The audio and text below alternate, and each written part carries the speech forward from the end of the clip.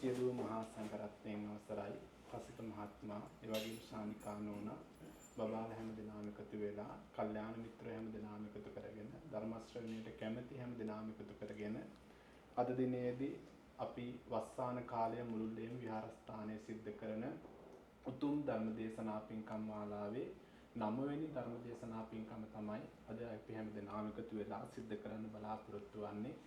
ඉතින් අද දිනේ දායකත්වයේ අපේ රසික මහත්මයා ශානිකා නෝනාත් පවුලේ හැම දෙනාම බාර අරගෙන ඒ උතුම් පින්කම් සිද්ධ කරන්නට විහාරස්ථානට පැමිණෙන්නට යෙදුණා. ඉතින් අපි අද දිනේ ධර්ම දේශනාවට ආරාධනා කරන්නට යෙදුනේ අපේ පන්සලේ වැඩ ඉන්න හාමුදුරන් වහන්සේට. ඉතින් ආනන්ද හාමුදුරන්ගෙන් අහුවා අපි දවස් කොහොමද කියලා. ඉතින් ආනන්දන කිව්වා විවේකයෙන් ඉන්නේ නැත්නම් අද දවසේ ධර්ම දේශනා පින්කම් සිද්ධ කරන්න පුළුවන් කියලා. ඉතින් අපේ ආරාධනාව පිළිගෙන ඉතින් වෙනදාට වගේම අපි පිළිගන්නෝනේ අදත් ඉතින් ධර්මාසනේ ඉන්නේ.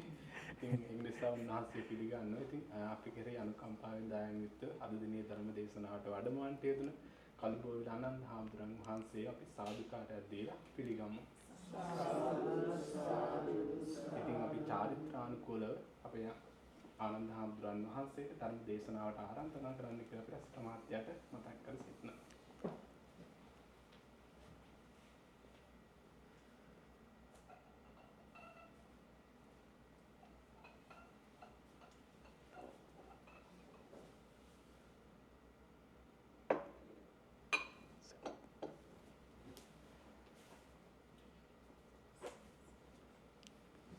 එහෙනම් මෙතන ඉඳලා ධර්ම දේශනා පින්කම් සිද්ධ කරන්න කියලා අපි නැවත වර සාදුනාදයක් දීලා ආනන්ද හාමුදුරන්ට ආරාධනා කරනවා. තෙරුවන් සරණයි හැම දිනාටම. ඉතින් වෝටලු වෙලින්ටන් විහාරස්ථානයේ 9 වෙනි වරට දැන් වස් කාලේ දේශනාව තියෙන්නේ. ඉතින් අර හාමුදුරුවෝ කිව්වා වගේ මේ මමත් පන්සලේමනේ ඉන්නේ. ඉතින් ඒ නිසා මම වැඩි ෆෝමල් වෙන්නේ නැතුව එමීට පහලට බැස්සා. ඒ කියන්නේ අපි ධර්ම සාකච්ඡා 8ක් දැන් කරා. ඉතින් අපේ ආරාධිත හාමුදුරුවෝ ඒක කරා. ඉතින් අද අපි ධර්ම සාකච්ඡාවක්ම කරමු. අපි වෙනදට ටිකක් දේශනාත්මක ආකාරයෙන් කරේ. අද අපි ටිකක් සාකච්ඡාත්මක ආකාරයෙන් කරමු. මොකද මේ අපි මේ කරන දේ තේරුම අවසානයේ අපේ නිර්වාණ අවබෝධය පිණිස මේ සතර සෝතාපට්ටියංගයන් පූර්ණය කරගන්නට. එතකොට අර අයිපාරක් අපි පිටින් හාමුදුරුව කෙනෙක් වැඩියහම පොඩ්ඩක් අපි ගරුසරයතුව ටිකක් ෆෝමැලිටි එකකින් යුතුව ඒක ඒ වැඩේ කරනවා චාරිත්‍රානුකූලව. නමුත් අද දවසේ දැන් පන්සලේම හාමුදුරුවනේ. ඒ නිසා අපි නිදහසේ සාකච්ඡාවක් කරමු. මට හිතෙනවා සමහරවිට ඒක වඩා වැදගත් වෙයි කියලා. ඇයි මම එහෙම කියන්නේ? සමහරවිට අපි යම් යම් සම්ප්‍රදායන් පටන් ගත්තම ලන්වතට ඇහෙන්නේ නැද්ද? මදිද? මම මේක කිට්ටු කරේ. දැන් එන්නද? ඉතින් අපි සමහර වෙලාවට යම් යම් චාරිත්‍ර පටන් ගන්නවා. ටිකක් කල් ගියාම චාරිත්‍රයේ අරමුණ අපිට අමතක වෙනවා. චාරිත්‍රය ඉතුරු වෙනවා. ඒ වගේ කතා ගොඩක් අහන්න තියෙනවා නේ. දැන් එක දවස් එක මම දැක්ක කතාවක්. එක පොඩි ළමෙක් චූටි ගෑනු ළමෙක් ඇවිල්ලා අහනවා එයාගේ අම්මගෙන් මේ අම්මා ඇයි මේ මාළු හදනකොට ඔළුවයි නැට්ටයි කපන්නේ කියලා. මාළුවගේ ඔළුවයි නැට්ටයි මේවා කරලා තමයි මාළුවව සුද්ධ කරන්න ගන්නේ.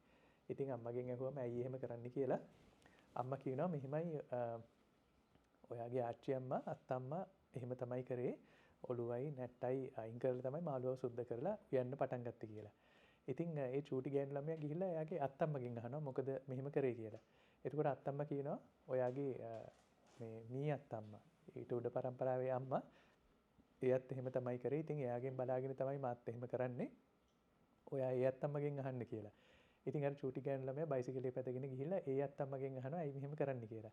ඒ අත්තම්මා කියනවා අපි මේ සීයයි මායි ඒ කාලේ ගොඩක් කාලයකට උඩදී ලෝක යුද්ධ කාලේ තමයි ජීවත් වුනේ. ඒ කාලේ අපේ ලෝක යුද්ධයට බෝම්බ වැටිලා මේ ජපානයේ කතාවක් වෙන්න ඇති. මේ ගෙදර ඔක්කොම මේ විනාශ වුණා. අපිට මේ උයන්න තිබුණේ එකම එක චූටි වළඳයි. ඒ වළඳට මාළුවව දාන්න පුළුවන් නැට්ටයි ඔළුවයි කැපුවොත් විතරයි කියලා. නේද? ඉතින් මම එහෙම කිව්වේ සරල උදාහරණයක්. සමහරවිට අපි සම්ප්‍රදාය තුල තියෙන අදහස අමතක වෙනවා. ඉතින් මම ඒක කියන්න ගත්තේ ඇත්තටම අපි මේ සාකච්ඡා කරන්නේ කටින උත්සවය වෙනුවෙන්. හරිනම් ඒක අනිත් පැත්තට තමයි වෙන්න ඕනේ. මේ කටින උත්සවයේ කෑල්ලක් විදිහට තමයි වස් මාලාව දේශනා මාලාව තියෙන්නේ. හරිනම් වස් මාලාවේ කෑල්ලක් විදිහට තමයි අර උත්සවයේ අන්තිමට තියෙන්න ඕනේ. ඉතින් කමක් නැහැ අපි මෙහෙම හරි එක කරන එක ලොකු දෙයක්. දැන් මම ගොඩක් වෙලාවට දකින්නේ එහෙම එකක් හරි තිබුණ නැත්තම් මෙහෙම වෙන්නෙත් නැහැ. ඊට වඩා ඉතින් මේක හොඳයි එක අතකට බලුවාම. ඉතින් මට පහුගිය දවස්වල මම යම්කිසි වෙනත් කටයුත්තකට කියන්නේ අපේ ලංකාවේ ඉන්න හාමුදුරුවෝ වගේක් එක්ක පොඩි යම්කිසි ආකාරයක පරීක්ෂණාත්මක දෙයක් කරනවා. ඉතින් මේ පරිශ්‍රණය තියෙන්නේ මේ මහා පරිනිබ්බාන සූත්‍රයේ වටේ. ඉතින් මම මහා පරිනිබ්බාන සූත්‍රය ටිකක් වැඩිපුර හැදෑරුවා පහුගිය දවස්වල. ඉතින් මට හිතුණා ඒකේ තියෙන යම්කිසි කරුණු ටිකක් අපිට දැනගන්න පුළුවන් වෙයිනි කියලා. මහා පරිනිබ්බාන සූත්‍රය කියවලා තියෙනවද? ඒක තමයි one of the longest දිග සූත්‍රයක්. ඒක තියෙන්නේ දීඝනිකායේ. ඒ මහා පරිනිබ්බාන සූත්‍රය අපි දැන් සාකච්ඡාවක් ආකාරයට කරමු. මහා පරිනිබ්බාන සූත්‍රයේ සැකවින් තියෙන්නේ මොනවද කියලා දන්නවද? නැත්නම් ඒ අවස්ථාව මොකක්ද කියලා? ධම්මචක්කප්පවත්තන සූත්‍රයේ මොකක්ද? පළවෙනි දේශනාව. මහා පරිනිබ්බාන සූත්‍රයේ අවසාන එක. එතකොට මහා පරිනිබ්බාන සූත්‍ර දේශනාව සම්පූර්ණයෙන්ම බුද්ධ වචනේද තියෙන්නේ? ඒ ප්‍රශ්නේ හිතලා තියෙනවද? එහෙමයි. මහා පරිනිබ්බාන සූත්‍රයේ බුදුහාමුදුරුවෝ ආදාහනය කරන ඒවාත් තියෙනවා. ඊට පස්සේ වෙච්ච දේත් තියෙනවා. එතකොට අපිට ගන්න තියෙන්නේ මහා පරිනිබ්බාන සූත්‍රය අනිත් ඒවා නම් අපි කමක් නැහැ කියමුකෝ. මේක සම්පූර්ණයෙන් බුදුහාමුදුරුවෝ දේශනා කරා කිව්වොත් වැරදි. මොකද බුදුහාමුදුරුවන්ගේ කතාව තියෙනවා. ඊට පස්සේ ඒක පටන් ගන්නෙත් ඒවන් මේ සුතං ඒකං සමයං භගවා කියලා තමයි. ආනන්ද හාමුදුරුවනේ මේ කතා ලියන්නේ. එතකොට මේ account එකෙන් ටිකක් ආනන්ද හාමුදුරුවන්ගේ වෙන්න පුළුවන්. ඊටු ටික බුදුහාමුදුරුවන්ගේ වෙන්න පුළුවන්. ඒක ටිකක් වැදගත් කාරණයක්. මොකද අනිත් සූත්‍රයකටවත් මට ඒක කියන්න බෑ. ඒක කෙලින්ම ඒවන් මේ සුතං ඒකං සමයං භගවා කියලා තිනවට අභිධර්ම පිටකේ ගත්තොත් ඒක එහෙම එකක් නෑ. ඒ නිසා අපිට කියන්න පුළුවන් වෙනත් කාලෙක ලියුණා කියලා. විශේෂයෙන් පුද්ගල කතාවත්තු ප්‍රකරණය 3 වෙනි ධර්ම සංගායනාවේදී මොග්ගලීපුත්ත තිස්ස හාමුදුරුවෝ තමයි ලියලා ඉදිරිපත් කරන්නේ. එතකොට ත්‍රිපිටකය මම ඒ වචනේ කිව්වේ, ඒ අදහස කිව්වේ මේ ත්‍රිපිටකය හදාරනකොට අපිට ගන්න තියෙන වැදගත් අදහසක් තමයි මේක සම්පූර්ණයෙන්ම බුද්ධ භාෂිතය ලෙස ගන්නවට වඩා බුදුහාමුදුරුවන්ගේ භාෂිතයේ කොටසුත් තියෙනවා, පිටින් ඇතුළු වෙච්ච කොටසුත් තියෙනවා කියන එක අර්ථයෙන් ගත්තොත් අපිට සමහර ඒවා ලේසි වෙනවා. නැත්තම් අර අපි පොතට හිර වෙනවා. සරලවම කිව්වොත්. මේ සමහර අපි ගොඩක් ආගම්වල දකින්නේ ඒ ආගමික පොතෙන් පිටට විවර වෙන්නේ නැහැ. ඉතින් බුද්ධ දර්ශනයේදී අපි එහෙම කරන්න ඕනේ මා පිටක සම්පදානේන. පොතේ ඇලෙන්න එපා කියන අදහස තමයි එතන තියෙන්නේ. මා කියන්නේ වෙන් වෙන්න. ඒකිනුත් හිර වෙලා ඉන්න එපා කියන එක. මා පරම්පරාය මා ඉතිවුත්තිකාය වගේ මා පිටක සම්පදානේන. එතකොට මම මේ අදහස කිව්වේ ඉදිරිපත් කරේ අපි බුද්ධාගම දිහා ආගමිකව බලනවනොට ටිකක් විචක්ෂණශීලීව බලන්න පුළුවන්. සමහර වෙලාවට. ඇයි මම එහෙම කිව්වේ? මහා පරිනිබ්බාන සූත්‍රයේ කතා ගොඩාක් තියෙනවා. ඒ කතා කියනකොට සමහර කතා අහනකොට මම ඒ කතා සම්පූර්ණයෙන්ම ගන්නෙ නෑ මගේ පරිභෝජනය මගේ පරිහරණය පිණිස. මේ අපේ ශාස්ත්‍රීය පරීක්ෂණෙත් එක අංගයක් තමයි මේකෙන් අපි කොහොමද සමහර ඒවා වෙන් කරන්න කියන එක. ටිකක් මම තමයි ඇත්තටම අඩුවෙන්ම දන්න හාමුදුරුවෝ එතන ඉන්න. අනිත් ඔක්කොම හාමුදුරුවෝ බෞද්ධ දර්ශනය පිළිබඳ PhD තියෙන උගන්වන හාමුදුරුවෝ. ඉතින් එතකොට මේ ඒ අදහසේදී අපි ගත්තේ දැන් මේ වර්තමාන ලෝකයේ සමහර බෞද්ධ අදහස් ඊටාම වේගයෙන් නැදිලා ගිහිලා තියෙනවා. මම ඉස්සෙල්ලා මේන කරුණත් එක්ක පොඩ්ඩක් කතා කරගෙන හිටියා. දැන් මේ රටවල් වල mindfulness based meditation, mindfulness based stress reduction, mindfulness based cognitive therapy ඒ වගේ කියලා මේ බුදුහාමුදුරුවන්ගේ ප්‍රධාන අදහසක් වන සතිමත් භාවය සතර සතිපට්ඨානයේ මූලික කරගත්ත දේවල් වලින් මිනිස්සු ගොඩාක් උදව්පදව් කරගන්නවා. ඒ කියන්නේ මිනිස්සු තමන්ගේ මානසික තත්ත්වය ඉහළ නංවා ගන්න ඒ දේවල් පටන් ගන්නවා කරනවා. ඉතින් එතකොට මේ විල්ෆ්‍රඩ් ලොරියේ යුනිවර්සිටි එකේ තියෙනවා වෝටර්ලෝ යුනිවර්සිටි එකත් ආශ්‍රිතව mindfulness based research center කියලා එකක්. රිසර්ච් සෙන්ටර් එකක්. ඒක ඒ කට්ටිය පරීක්ෂණාත්මකව කරනවා. ඒක හරිද වැරදිද? එහෙම කරන එක හොඳද නරකද?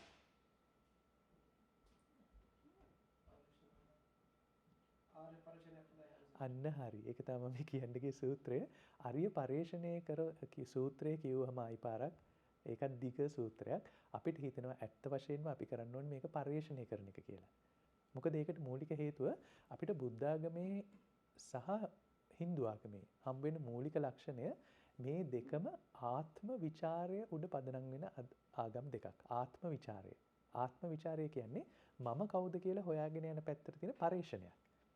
සමහර ආගම් අපිට හම්බ වෙනවා ඒවා විශ්වාස උඩ පදනම් වෙච්ච ආගම්. විශ්වාස පද්ධතිය උඩ පදනම් වෙලා තියෙන්නේ. අපි මේ විශ්වාස පද්ධතිය විශ්වාස කිරීම තමයි අපේ මෝක්ෂය.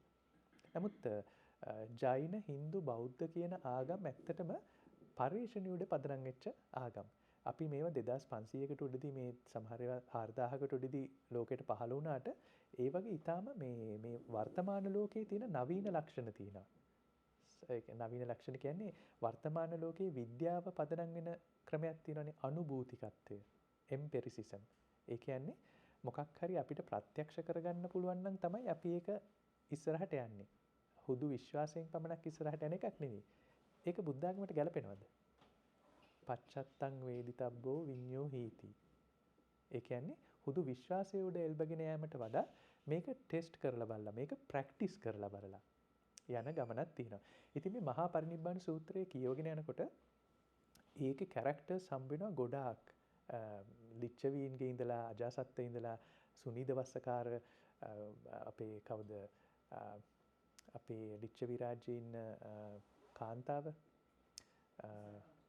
කවුද විසාකා නෙවෙයි අපේ අර ගණිකාව ජනපද කල්යණී අම්බපාලි ඉඳලා කැරක්ටර්ස් ගොඩාක් හම්බ වෙනවා මේක ඇතුලේ. ඉතින් මෙන්න මේවා කියාගෙන යනකොට අපිට තේරෙනවා මේ සමහර ඒවා අපිට දෙවිවරුන් ගැන විස්තර එහෙම ඒවා තියෙනවා. එතකොට මේ දෙවිවරු ඇවිල්ලා මාරයාගේ විස්තරය තියෙනවා. මාරයා ඇවිල්ලා කියනවා බුදුහාමුදුරුවෝ මතකද මට කලින් පොරොන්දු වුණා ධර්මයේ ඔක්කොම කියලා ඉවරනාට පස්සේ යන්න ඕනේ. දැන් ඔන්න කාලේ හරි කියලා මාරයා ඇවිල්ලා කියනවා. නේ? එතකොට දැන් මේ මාර කියන එකෙන් අදහස් කරන්නේ මොකක් හරි කන්සෙප්ට් එකක්ද? නැත්තම් මාරයා කියන්නේ ඇත්තටම දිව්‍ය ලෝකෙන් ඉඳලා එන මාර දිව්‍ය පුත්‍රයාද? එහෙම නැත්තම් මරණයද මොකද්ද කියන එක චුන්ද සූකරගේ කතාව මේ වගේ කතා ගොඩාක් තියෙනවා. හැබැයි අපි කෙටියෙන් ගන්නවා නම් මහා පරිනිබ්බාන සූත්‍රයේ මූලික අර්ථය මොකක්ද කියලා මොකක් විදියටද අපි ගන්න හොඳ? ඒ සූත්‍රය කියවලා තියෙනවද සාමාන්‍යයෙන්? නෑනේ. ඒ සූත්‍රයේ තියෙන ප්‍රධානම අදහසක් තමයි ඇත්තටම මේ බුදුහාමුදුරුවෝ ඊටාම ලස්සනට ඒ chapter එක අවසන් කරනවා. ඒ කියන්නේ කතාව අවසන් කරන සූත්‍රයක් වගේ මට තේරෙන්නේ. බුදුහාමුදුරුවන්ගේ වඩින ගමනේදී තැන් හතරකටත් වඩිනවා. දැනටත් දඹදිව ගියාම බුදුහාමුදුරුවෝ උපන් තැන කුසිනාරා ඉඳලා කුසිනාරා වෙනකල් සාරනාත් කුසිනාරා අඹවනේ ඔය ඔක්කොම ටිකට බුදුහාමුදුරුවෝ වඩිනවා. ඒ වඩින හැමතැනදීම බුදුහාමුදුරුවෝ දේශනා කරනවා. හැබැයි මේ දේශනාවල බුදුහාමුදුරුවෝ එක දෙයක් නිතර අවධාරණය කරනවා හැමතැනදීම මාව ප්‍රේස් කරන්න මට ගරු බුහුමන් කරන්න ඒ ඔක්කොම හොඳයි. නමුත් ඒක නෙවෙයි මම මගේ ශ්‍රාවකයන්ගෙන් ඉල්ලන්නේ. මගේ ශ්‍රාවකයන්ගෙන් මම ඉල්ලන එකම දේ මේ මං කියපු ධර්මය ප්‍රැක්ටිස් කරන්න කියන එක. ඒක තමයි බුදුහාමුදුරුවෝ නිතර අවධාරණය කරන්නේ. බුදුහාමුදුරුවන්ගේ රූපයට බුදුහාමුදුරුවන්ට මල් තියන්න එහෙම ගොඩාක් කට්ටිය එහෙම කැමති වෙනවා. බුදුහාමුදුරුවෝ ඒවා ඉවසා අවධාරනවා. නමුත් බුදුහාමුදුරුවෝ දිගින් දිගටම අවධාරණය කරනවා වැදගත්ම දේ මගේ මේ මාර්ගය අනුගමනය කරන එක. අන්න ඒක තමයි බුද්ධ ශාසනය පැවතිනවා කියලා මට කියන්න පුළුවන් මේ සතර සතිපට්ඨාන මාර්ගය අනුගමනය කරන එක. ඒත් එක්කම වචනයක් කියනවා සත්‍තිස් බෝධිපාක්ෂික ධර්ම. සත්‍තිස් බෝධිපාක්ෂික ධර්ම කියන එක තමයි මෙන්න මේ මහා පරිනිබ්බාන සූත්‍රයේ මූලික හරය විදියට අපිට ගන්න තියෙන්නේ අර කතා සමූහයක් මැද. ඒ කතාවල යම් විසංවාදී තත්ත්ව ඇති වෙනවා කියලා මම දකින්නේ බුදුහාමුදුරුවෝ පටන් ගන්නකොට කතාවේ දෙවිවරු ඇවිල්ලා මල් තියලා ඔක්කොම පටන් ගන්නවා. නමුත් අවසානයේ අපිට තේරෙනවා බුදුහාමුදුරුවන්ට වතුර ටිකක් බොන්න තැනක් නැහැ. නේද? එතකොට මට නම් තියෙන ප්‍රශ්නේ මේ හිටපු දෙවිවරු මේ වෙලාවට නැති දෙවිවරු අනිත් වෙලාවට ඇවිල්ලා මල් තියලා යනවා. එහෙම ඒ නිසා මම නම් ගොඩක් වෙලාවට ඒ කතා ටික වැඩි ගන්නෙ නැහැ. මේකේ තියෙන හරය කියන පැත්තෙන් තමයි ගන්නෙ. මොකද ආයිපාරක් මේක රචනා වෙච්ච කතාවක ලක්ෂණ තියෙනවා. බුදුහාමුදුරුවෝ සංයුක්ත නිකාය නම් බුද්ධ දේශනාව කියලා අපිට කෙලින්ම ගන්න පුළුවන්. නමුත් ඊට වඩා මෙතනදී රචනාත්මක ලක්ෂණ තියෙන නිසා අපි ඒ ටික පැත්තකින් තියමු. මොකද ඒ ටික අපි දැන් මේ කැනඩාවේ වගේ ඉන්න ළමයෙක්ට කිව්වොත් මෙහෙමයි කියලා ඒ ළමයා ඒක ප්‍රතික්ෂේප කරනවා. ඕක වෙන්න බෑනේ. ඕක මැජික් එකක්නේ. එහෙනම් ඒ කාලේ හිටියනම් දැන් කොහොමද එහෙම අපිට පේන්නේ නැත්තේ ඒ වගේ. ඉතින් ඒ ලක්ෂණය ඇත්තටම අපි මම පොඩි කාලේ කියවපු පොතක් තමයි ඉලියඩ් ඇන්ඩ් ඔඩිසි හෝමර්ගේ. හෝමර් කියලා ග්‍රීක කතෘවරයෙක් හිටියා. එයා ලියනවා පොතක් ඉලියඩ් ඇන්ඩ් ඔඩිසි කියලා. එයා අන්ධ එක්කෙනෙක්. එයා ලියන කතාවේ තමයි මේ ග්‍රීකයේ තියෙන ඔලිම්පස් කඳුමුදුන ඉන්න දෙවිවරු ඉන්නේ. සියුස්, ඇපොලෝ, ඇකිලිස්, ඒ වගේ මේ ට්‍රෝජන් යුද්ධය කියලා අහලා තියෙනවද? ට්‍රෝජන් වෝ කියලා. ඉතින් හෙලන් ඇන්ඩ් ට්‍රෝයි, ඇකිලිස් ඔන්න ඔය කට්ටිය එකතු වෙලා කරන මේ ලොකු යුද්ධයක කතාවක් එනවා. නමුත් මේ කතාවේ බෑග්ග්‍රවුන්ඩ් එකේ තියෙන්නේ මේ ඒ හිටපු දෙවිවරුන්ගේ වැඩ. ඒ දෙවිවරු කොහොමද නැව් හුලම් පිඹලා වෙන පැත්තකට එව්වේ යුද්ධ වෙනස් කරේ යන්නේ වගේ ඒවා. දැන් ඒ වගේ ඒවා වර්තමානයේ කිව්වොත් අපිට ඒක දර්ශනයකට එච්චර හොඳ නෑ. හොඳ මදි වෙනවා.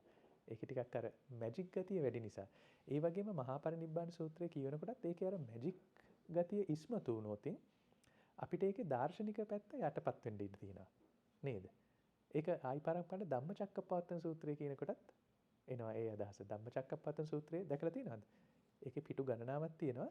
අපි දැන් මේ කටින් දවසට අපි සූත්‍රය සජ්ජායනා කරනකොට බලන්න අර ඒකේ වැදගත්ම මේ අපේ බුද්ධ දර්ශනයේ ඊටාම වැදගත්ම හරය එතන තියෙනවා කියලා මට තේරෙනවා.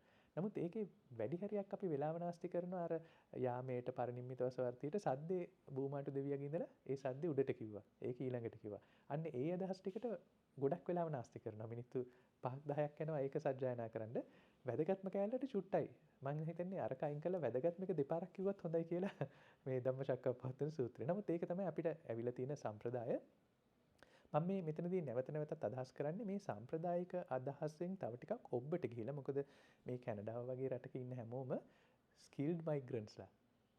මේ අන්ස්කිල්ඩ් මයිග්‍රන්ට්ස්ලා ඉන්නේ නැහැ නේ. හැමෝම යම්කිසි ආකාරයකට යම්කිසි ඉගෙනගෙන මොකක් හරි දක්ෂතාවයක් උඩ මෙහෙට ආපු කට්ටිය. ඉතින් ඒ කට්ටියට ඊට වඩා ඉස්සරහට ගෙනියන්න පුළුවන් බුද්ධ ආගම. ඒ කියන්නේ බුද්ධ ආගමේ නියෝජිතයෝ වෙන්න පුළුවන්. අර මේ බුද්ධ ආගම රෙප්‍රසන්ට් කරන කට්ටිය රෙප්‍රසන්ට් කරනවා නම් අපි ඒක ටිකක් විදග්ග සභාවක ඒක කියන්න පුළුවන් ගන්නකට රෙප්‍රසන්ට් කරන්න ඕනේ.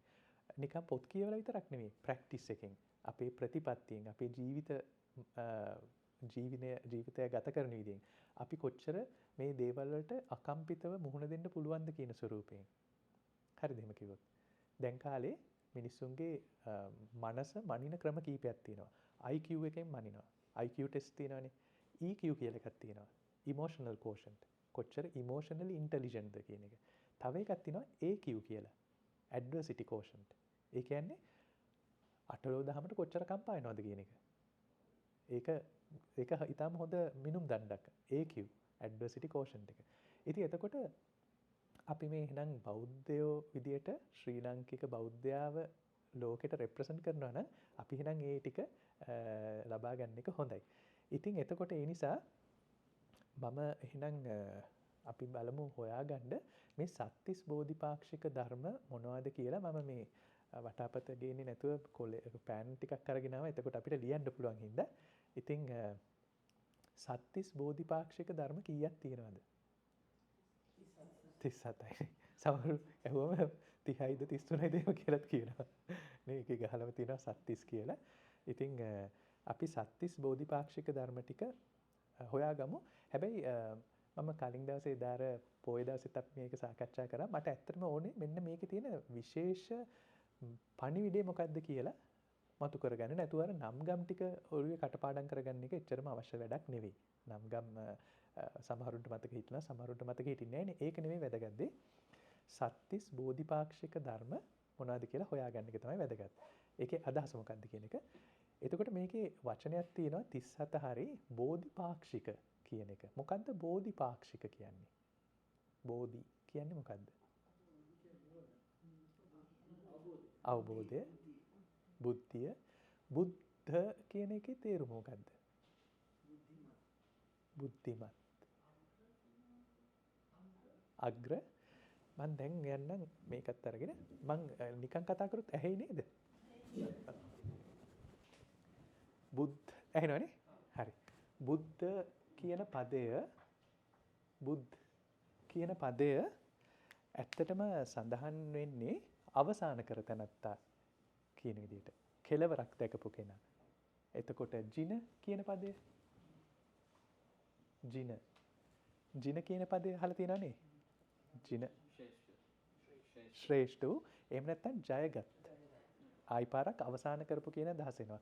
හැබැයි මේ ජිනලා ඉඳලා තියෙන්නේ බුද්ධ ආගමේ පවණක් නෙවෙයි ජෛන ආගමේ. ජෛන ආගමේ තීර්ථංකරවරුන්ට කියන්නේ ජින කියලා. ජින කියන පදේ සඳහන් කරනවා. බුද්ධ කියන පදේ අපේ බුදුහාමුදුරුන්ට සඳහන් කරනවා. වෙනත් බුද්ධ කෝලාහලයක් ඒ කාලේ තිබුණයි කියලා අහලා තියෙනවද? බුද්ධ කියන එක ගොඩක් තිබිලා තියෙනවා. කවුද මේ මෝක්ෂය කෙලවරටම දැක්කේ? නිර්වාණය කෙලවරටම දැක්කේ? අවබෝධ කරගත්ත කියන එකෙන් බුද්ධ කියන අදහස ඇවිල්ලා තියෙනවා. එතකොට මෙන්න මේකත් එක්ක එනවා මේ බෝධි කියන අදහස. බෝධි කියලා අපි කියන්නේ මොකටද? මේ අවබෝධය. පුතාට පුළුවන් උඩින් මේවා මකන එකක් ගේන්න. අපේ ශ්‍රයින් රූම් එකේ තියෙනවා. ඒකේ තියෙන වයිට් බෝඩ් එකේ තියෙනවා. අවබෝධය කියලා ගන්න පුළුවන්. එහෙම නැත්නම් මේ නිර්වාණ අවබෝධය සොයාගත්තා කියන අදහස අපිට එතනදී ගන්න පුළුවන්. ආයි පාරක් අවසන් කරා කියන අදහසත් ගන්න පුළුවන්. බෝධි පාක්ෂික කියන්නේ මොකද්ද? බෝධි පක්කෝ පාක්ෂික. පාක්ෂිකයා කියන්නේ අපිට හම්බෙනනේ එක දේශපාලන පාක්ෂිකයෝ. පක්ෂපාත. එහෙම නැත්නම් නැඹුරු වුණු. බෝධියට නැඹුරු වුණු. අවබෝධය ලබා ගැනීමට නැඹුරු වුණු කියන අදහස ගන්න පුළුවන්. එතකොට මෙන්න මේ බෝධිපාක්ෂික ධර්ම 37ක් ගැන තමයි මේකේ සූත්‍රයේ මූලික වශයෙන්ම කතා කරන්නේ. ඉතින් හරි පුතා තේරුවන් සරණයි.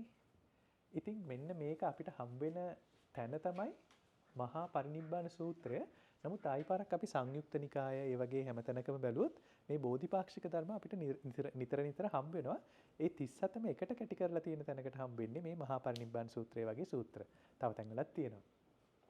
ඉතින් එතකොට දැන් මේ 37 අපි එහෙනම් දැන් මතක් කරලා ලියාගමු. එතකොට අපිට එකින් එක බලන්න පුළුවන්. මොන මතකද මේවා? සතර සතිපට්ඨානය. සතර සතිපට්ඨාන. හතර මතකද?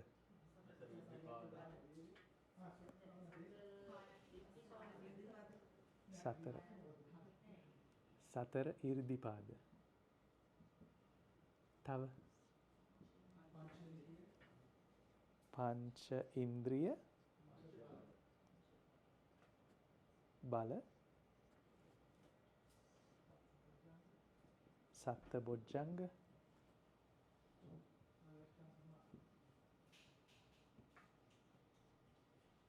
ආර්ය අෂ්ටාංගික මාර්ගය තමනන්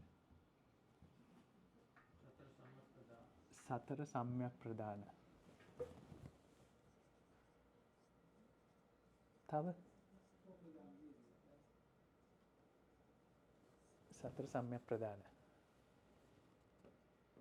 හතරයි මෙතන හතරයි පහයි මෙතන හතයි මෙතන අටයි. හරි එතකොට. දැන් ඉතින් අපි මොනවද කියලා හොයාගමු. මොකද්ද ලේසි මේක? එක තැනකින් පටන් ගමුකෝ. සතර සතිපට්ඨානය යන කුමක්ද? කායානුපස්සනා.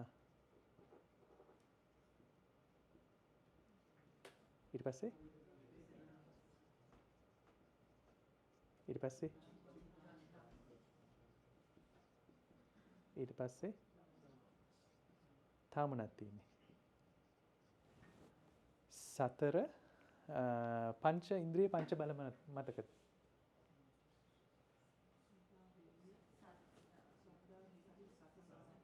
ශ්‍රද්ධා විරිය සති සමාධි.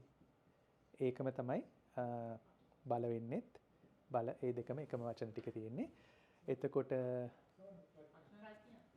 සති සමාධි ප්‍රඥා 1 2 වැරදිනේ නේ. ප්‍රඥා දාන්න නැතුව පහක් දාලා. හරි. තව මොනවාද තියෙන්නේ? සම්‍යක් ප්‍රදාන මතකද? සම්‍යක් ප්‍රදාන වීර්ය මතකද? සතර සම්‍යක් ප්‍රදාන.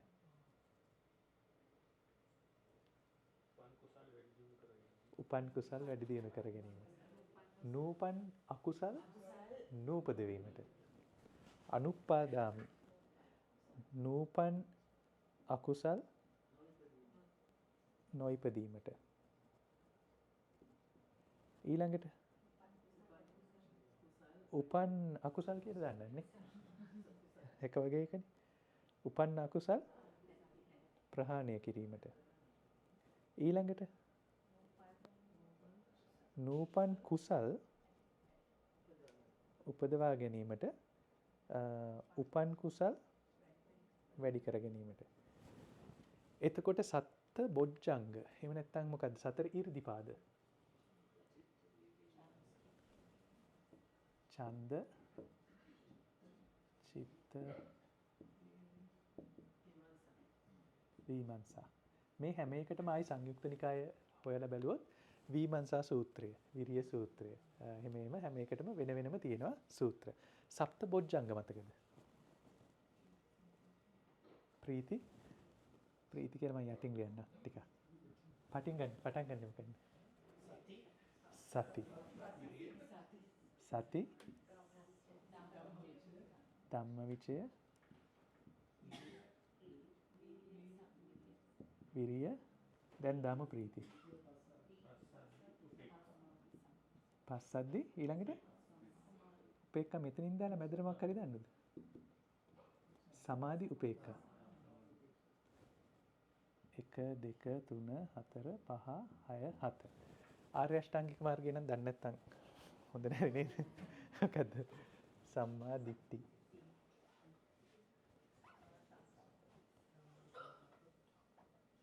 සංකප්ප වාචා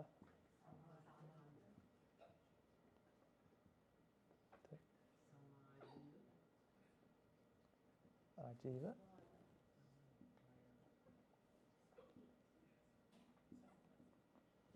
සමාධි. අඩු ගන්න ඉතින් දැන් වචන ටිකක්වත් දන්නවා කියලා කියන්න පුළුවන් නේද? 37ක් නේද? ඒක එච්චරම අමාරු නෑ. ඒක ස්වභාවය මතක තියාගත්තම ඒක එච්චරම අමාරු හිටින්නෙත් නැහැ නේද? ආයි පාරක් මේ වචන ඔළුවේ තියාගත්තයි කියලා අපිට අවබෝධයක් ලැබෙන්නේ නැහැ. වචන පුළුවන් වෙන එක විතරයි වෙන්නේ. නමුත් අපි බලමු මේකේ තියෙන මේ පැතිකඩවල්. දැන් අපිට මේක කැටගරයිස් කරනවා නම් මෙන්න මේ ටික අපිට හම්බෙන්නේ කෙලින්ම සතිපට්ඨානය කියන කැටගරි එකක් හම්බෙන්නේ. එතකොට මේ සතිපට්ඨානය කියන කැටගරි එකට අමතරව අපි මේ සම්‍යක් ප්‍රදාන කියන එක ගත්තොත් ඒව මොනවද? සම්‍යක් ප්‍රදාන කියන එක මොන වචනෙත් එක්කද ඇසෝසියේට් වෙන්නේ සාමාන්‍යයෙන්? සම්‍යක් ප්‍රදාන වීර්ය පැත්ත වැටෙනවානේ. වීර්ය සතර සම්මප්ප්‍රදාන වීර්ය නේ. එතකොට මේක සතිය පැත්තට වැටෙනවා. එතකොට සප්ත බොජ්ජංග වල තියෙනවා ආර්ය අෂ්ටාංගික මාර්ගය ඔක්කොම තියෙනවා. එතකොට මෙන්න මේ 이르දි කියන වචනේ තේරුම මොකද්ද? 이르දි. මෙතන මම මොකක් හරි තියලා ගියා එනකොට 이르දියටපත් වෙලා. එහෙම කියනවනේ. කුරුල්ලොත් 이르දිය තියෙනවා. කුරුල්ලොන්ට තියෙන 이르දිය තමයි පියාඹන හැකියාව. 이르දිය කියන වචනේ තේරුම තමයි මොකක් හරි හැකියාවක් කියන එක. හැකියාවක් කියන අර්ථය තමයි 이르දිය තියෙන්නේ. ඉතින් එක එක අයට එක එක හැකියාවල් තියෙනවා. එතකොට මෙන්න මේකත් හැකියාවන් සමූහයක්. හැකියාවට කියන තව වචනයක් අපිට හම්බ වෙනවද? හැකියාව එහෙම නැත්නම් තව සිංහලෙන් කියන වචනයක්. පොඩි කාලේ ඉස්කෝලේ ගියාට පස්සේ සර්ටිෆිකේට් හම්බ වෙනවනේ. ඒ සර්ටිෆිකේට් වලට මොකක්ද කියන්නේ? කුසලතා සහතික පත්‍ර. හැකියාවල් වලට කියන තව නමක් තමයි කුසලතාවය කියන්නේ. කුසලතාවය, කෞශල්‍ය, එහෙම නැත්නම් හැකියාව කියන අර්ථයත් එතන තියෙනවා. කුසලස්ස කියන අදහස එතන තියෙනවා.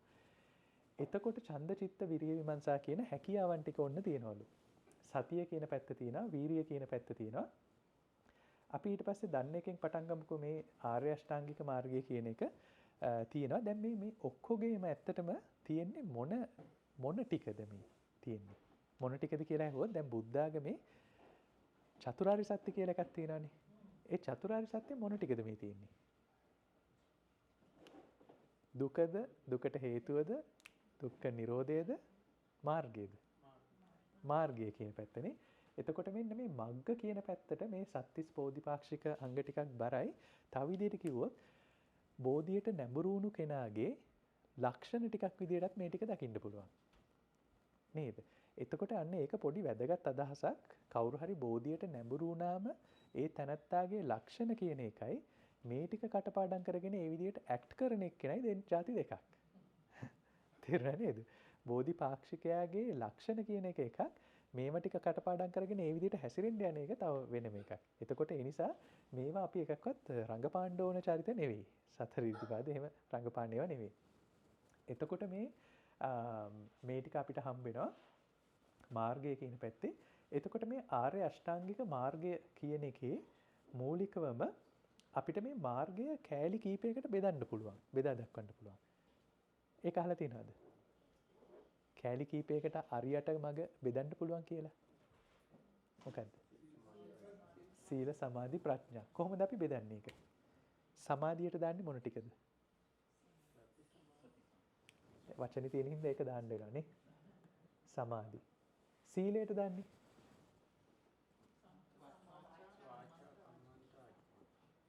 මේ ටික දාමු සීලයට.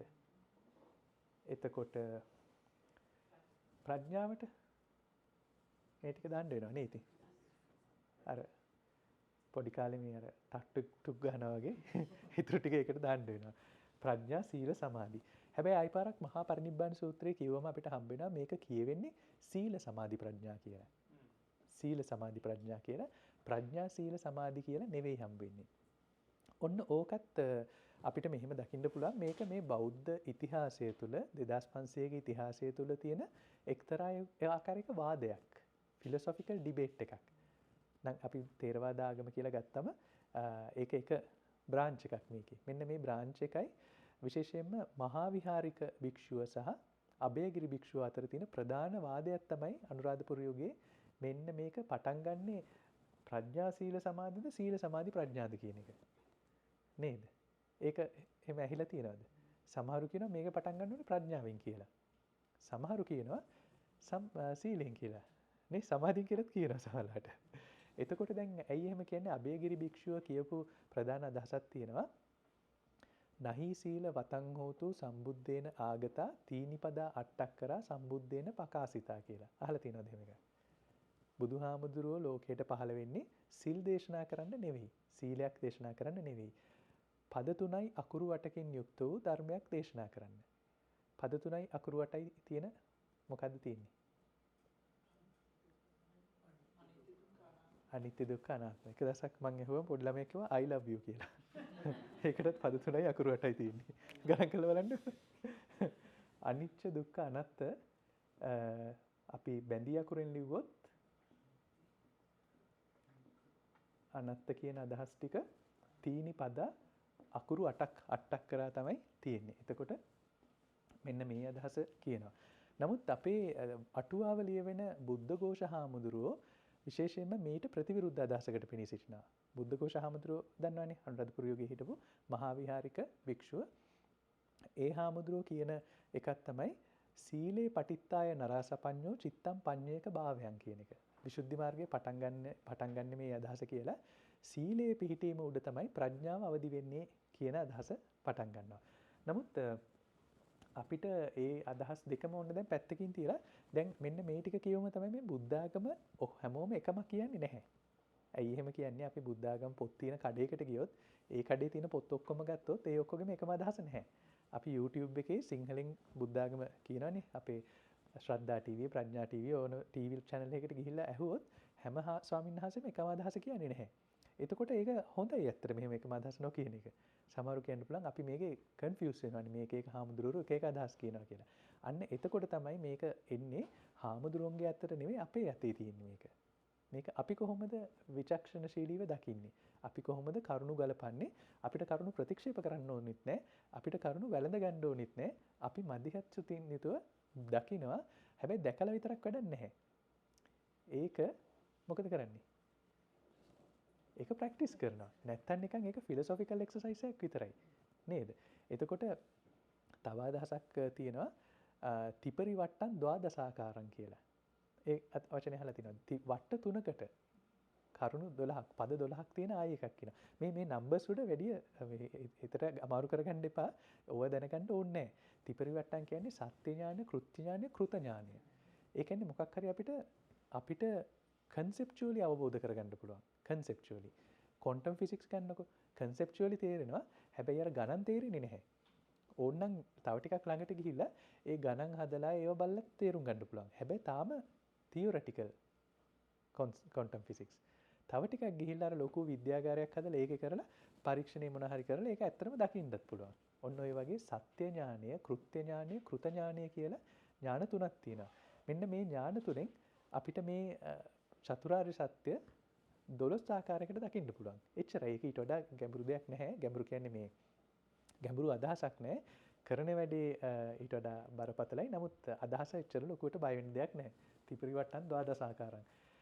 නමුත් දැන් මෙන්න මේක මෙහෙම අපිට හම්බ වෙනවා. අපිට තව විදියකට හම්බ වෙන එකක් තමයි මම මේ වචන ගොඩාක් ලියලා අන්තිමට මේ වචන ඔක්කොම ටික අයින් කරලා දාන්න. හරිද? ඒ හින්දා බය වෙන්න එපා මේක වචනයකටවත්. දස සංයෝජන ධර්ම කියලා එකක් හම්බ වෙනවා. නේද? ඒක මතකද? මොකද්ද? ඔක්කොම ටික අපි ලියමු අද මේකේ තියෙන නේ. බුද්ධඝම අයි මොකුත් ඉවරෙන්නේ තියෙන්නේ. දස සංයෝජන ධර්ම. තව ගොඩක් තියෙනවා මේක ඇතුළෙම තව ගොඩක් තියෙනවා වචන. සංයෝජන. මොකද්ද දස සංයෝජන වල තියෙන්නේ?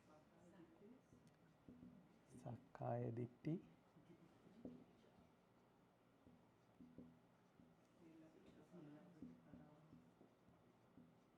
පරාමාස. එතකොට මේක ඉවර වෙච්ච එක තැනත්තා සෝවාන්. ඊට පස්සේ අපිට හම්බ වෙනවා සකදාගාමි, අනාගාමි. එයාගේ තුල සිද්ධ වෙන්නේ මේ කාමරාග පටිග කියන ಗುಣ ප්‍රහීන වෙලා යන එක. කාමරාග පටිග. ඒක ප්‍රහීන වෙලා තුනී වෙලා යනවා අනාගාමි තැනත්තගේ. එතකොට මේවට පංච උද්දම්භාගිය, ඕරම්භාගිය ඔහොමත් කියලා කියනවා. ඊළඟට රහතන් වහන්සේ වෙනකොට මොකද්ද ප්‍රහීන වෙන්නේ? රූප රාග, අරූප, මාන, අවිද්‍ය. විචිකිච්ඡා නැහැ එතන. මාන, උද්ධච්ච, අවිද්‍යාව. ඒ වෙන එකක්. මාන, උද්ධච්ච. ඒ පංච නීවරණ ධර්ම වල ඉන්නේ. දැන් ඔක්කොම හොඳටම කන්ෆියුස් වෙලා තියෙන්නේ. එච්චර ගණන් ගන්න එපා ඒක. මාන, උද්ධච්ච, අවිද්‍යාව. මාන, උද්ධච්ච, අවිද්‍යාව තමයි එතන තියෙන්නේ. පංච නීවරණ ධර්ම වල අපිට හම්බ වෙනවා කාමච්ඡන්ද, තීන මිද්ද, ව්‍යාපාද, උද්ධච්ච, කුක්කච්ච, විචිකිච්ඡා කියලා. එතකොට දැන් මෙන්න මේකෙදි මේ සක්කාය දිට්ඨි, විචිකිච්ඡා, සීලබ්බත, පරාමාස කියන ටික අපි දාන්න ඕනේ ප්‍රඥාව පැත්තටද, සීල පැත්තටද, සමාධි පැත්තටද? ප්‍රඥා පැත්තකට වගේ දැම්මොත් හොඳයි කියලා හිතෙනවා නේද? සක්කාය දිට්ඨි. සක්කාය දිට්ඨි. ඇයි සීලයට දාන්න බැරි මේක? සීලබ්බත පරාමාස කියලා එකක් තියෙනවා. ඒකේ තේරුම මොකද්ද? වෘත. වෘත වලට කරන එක. හැබැයි මේ වෘත කිරීමම නෙවෙයි. මෝක්ෂය පිණිස වෘත කිරීම. දැන් අපි හිතමු කවුරු හරි හැමදාම උදේට එක්සර්සයිස් කරනවා කියලා. ඒකත් වෘතයක්. වෘත කියන එක වැරද්දක් කියන අදහස නෙමෙයි මෙතන කියන්නේ. මෝක්ෂය පිණිස, නිවන පිණිස වෘත කිරීම තුළින් නිවන් දකින්නවා කියලා හිතන එක්කෙනා සෝවන් බවට පත් වෙලා නැහැ කියන එක තමයි එතනදි කියන්නේ. හරි නේද? ඒ කියන්නේ වෘත කරන එක නරකයි කියන එක නෙමෙයි. උදේට දත් මදින එකත් වෘතයක්. නේ? ඒ වගේ මිනිස්සුන්ගේ හැබිට්ස් තියෙනවා, ප්‍රැක්ටිසස් තියෙනවා. ඒක පිළිබඳ ගැටලුවක් නෙමෙයි මෙතන කියන්නේ. හැබැයි කවුරු හරි ප්‍රැක්ටිස් එක නියත වෙනවා නම් මෙන්න මේක තුලින් මට නිවන් දකින්නවා කියලා. එහෙම හිතාගෙන ප්‍රැක්ටිස් එකක් තුලින් කිරීම කරාට ඔහු නිවනටපත් වෙන්නේ නැහැ කියන අදහස තමයි එතන තියෙන්නේ. එතකොට අපිට ආර්ය අෂ්ටාංගික මාර්ගය වෘතයක් වෙන්න පුළුවන්ද? පුළුවන්ද? ආර්ය අෂ්ටාංගික මාර්ගයත් ප්‍රැක්ටිස් එකක් නේ. ඒකයි මේකයි ගැටෙන එකක් නැද්ද? සීලබ්බත පරාමාසයි.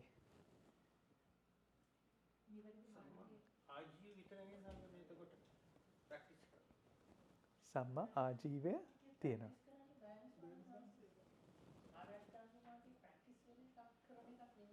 ප්‍රැක්ටිස් වෙන එකක් නෙවෙයිනේ. වැඩෙන අංග ටිකක් වගේ ගන්න.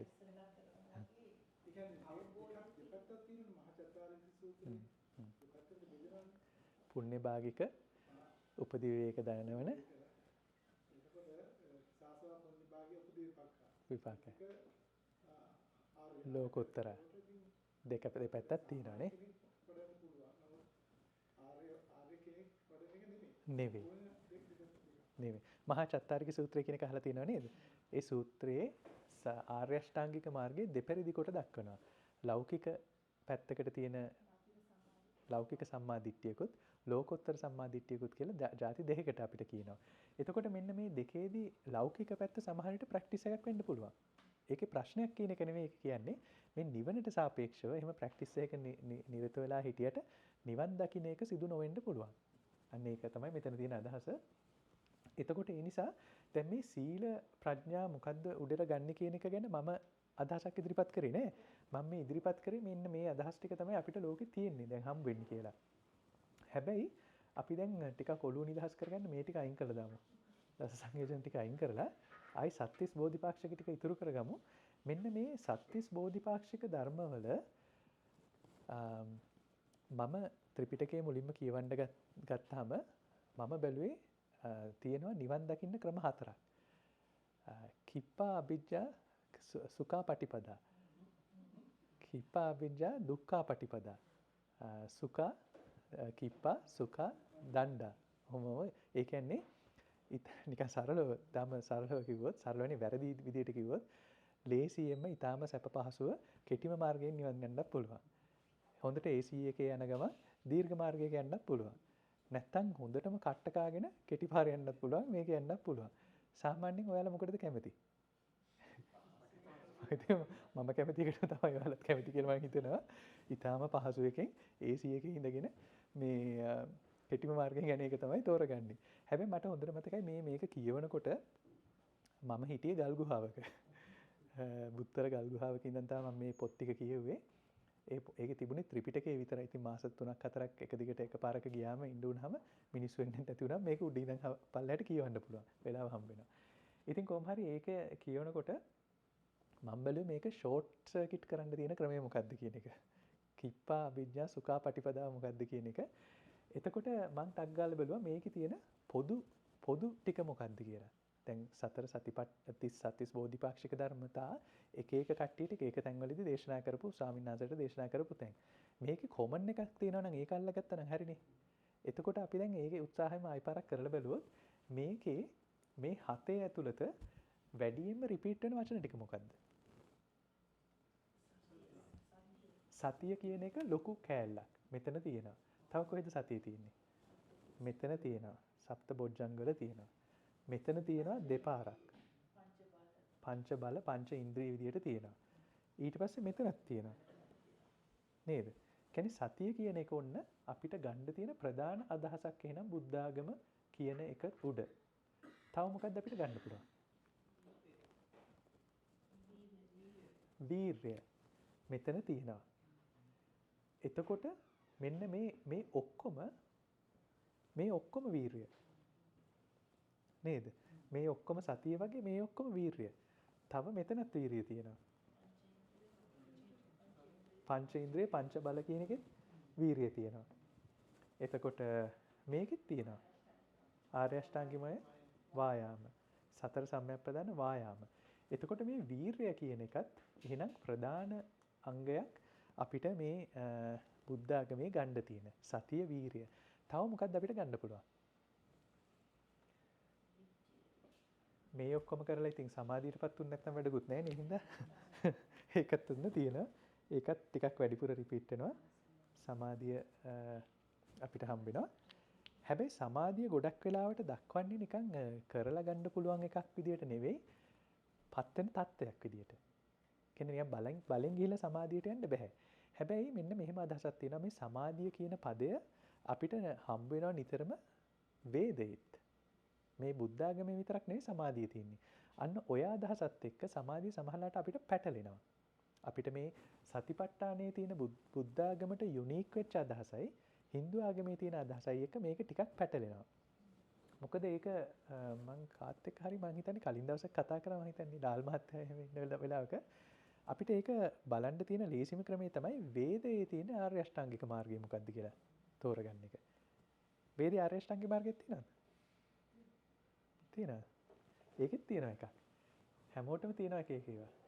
ඒක තමයි 1 2 3 4 5 6 7 8 යාම නියාම ආසන ප්‍රාණයාම ප්‍රත්‍යහාර ධාරණ ධාන සමාධි මේ තියෙන වේදයේ තියෙන එහෙම නැත්නම් පතංජලිගේ යෝග සූත්‍රවල තියෙන අෂ්ටාංගික මාර්ගයක්. එතකොට මේ යාම නියාම කියන එකේ තේරුම තමයි කළ යුතු සහ නොකළ යුතු කියන අදහස සරලවම. එතකොට ආසන කියන්නේ ඔය දැන් මිනිස්සු යෝගා කියලා කරනවා නේද? ඒ කරන්නේ මෙන්න මේක.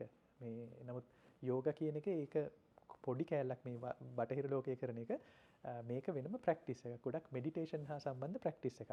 අපිට මෙන්න මේක කායානුපස්සනාවටත් කිට්ටු කරන්න පුළුවන්. කායානුපස්සනාවට. ප්‍රාණයාම කියන්නේ මොකද්ද? ප්‍රාණ ආයාම. ප්‍රාණ කියලා කියන්නේ ලයිෆ් ෆෝස් කියන එක. ලයිෆ් එක කියන එකනේ. එතකොට මේ ලයිෆ් එක නැති කරන්න තියෙන ලේසිම වැඩේ තමයි බෙල්ල පොඩ්ඩක් තද කරන එක. ඒක මේ වෙච්ච ගමන් ලයිෆ් එක නැති වෙනවා. වතුර ටිකක් පැත්තකින් තියන්න පුළුවන්, කෑමත් නැතුව ඉන්න පුළුවන්. අරක නැති වෙච්ච හුලන් ටික නැති වෙච්ච ගමන් ප්‍රාණය නිරුද්ධ වෙනවා. ඉතින් ඒක නිසා ඒකට ප්‍රාණ කියලා කිව්වා. ආයාම කියන එකේ තේරුම දන්නවද? ආයාම. උත්සාහ කිරීම. මොකක් හරි කන්ට්‍රෝල් එකක් එක්සර්සයිස් කිරීම. ඒ කියන්නේ අපි එෆර්ට් එකක් දාන එක. ආයාම කිරීම. එතකොට මෙන්න මේ ප්‍රාණයාම කියන එකට කිට්ටුවෙන්ම අපිට හම්බෙන එකක් තමයි බුද්ධ ආගමේ මේ හුස්ම සම්බන්ධයෙන් අපිට හම්බ වෙනවා. නේද? නාසිකාග්‍රය සම්බන්ධයෙන් හුස්ම ගැනීම සම්බන්ධයෙන් අස්ස සිස්සාමීති පස්ස සිස්සාමීති කියලා හම්බ වෙන එකට මේකේ යම්කිසි සමාන ස්වභාවයක් තියෙනවා, සමාන ස්වරූපයක් තියෙනවා. හැබැයි ආයි පාරක් අපි බලන්න ඕනේ මේ දෙකම එකද නැත්නම් මේ දෙක වෙනස්ද කියන එකත් බලන්න ඕනේ. ප්‍රාණයාම ප්‍රත්‍යහාර කියන එකේ තේරුම තමයි මේ පංච ඉන්ද්‍රියන්ගෙන් විමුක්ත වීම. පංච ඉන්ද්‍රියන්ගෙන් විමුක්ත වීම. ඒක ටිකක් වැදගත් අදහසක්. ඒ නිසා මම මේ පංච ඉන්ද්‍රිය කියන එක ලියන්නම් මෙන්න මෙතනින්. පංච ඉන්ද්‍රිය. පංච ඉන්ද්‍රිය කියන්නේ මොනවද? ඇස කන නාසය ශරීරය කියන ටික තමයි මනස නැත්තුව දාලා තියෙන්නේ. මනස දැමුවොත් 6ක් වෙනවා. නේ? එතකොට මේ ඇයි පංච ඉන්ද්‍රිය මෙතන නැත්තේ? සත්‍තිස් බෝධිපාක්ෂික ධර්මයට පංච ඉන්ද්‍රිය නැත්තේ ඇයි?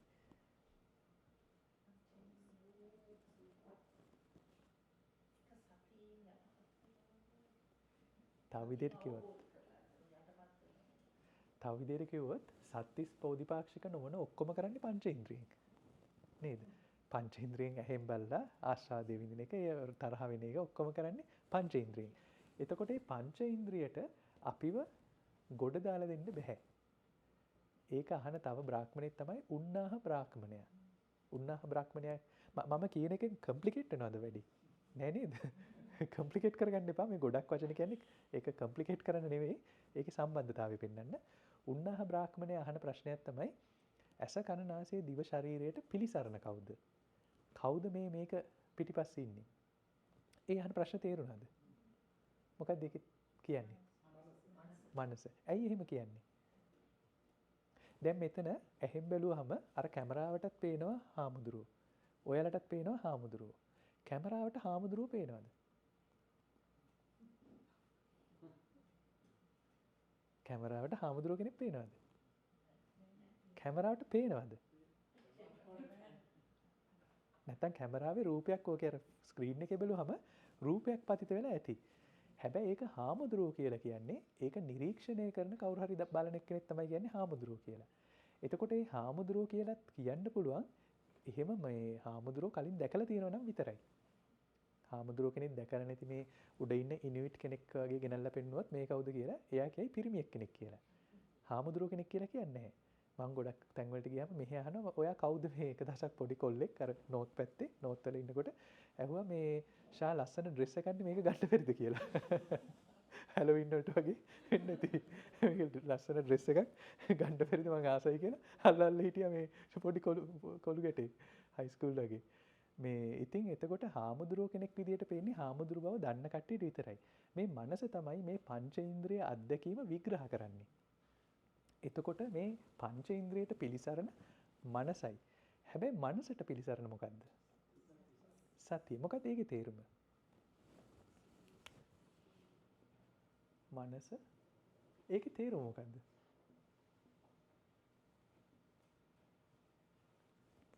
ඒකේ තේරුම මොකද්ද?